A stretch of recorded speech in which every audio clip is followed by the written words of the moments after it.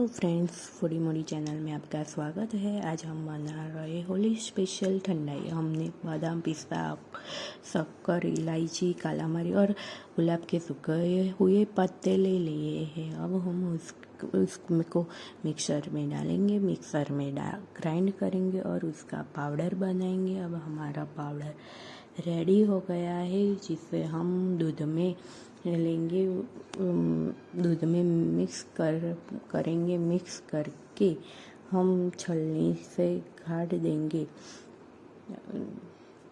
हमने छलनी से दूध को गाड़ दिया है। अब हम उसमें बर्फ़ के टुकड़े डालेंगे और पिस्ता, कटे हुए गुलाब के पत्ते डालेंगे और हमारी ठंडाई तैयार है।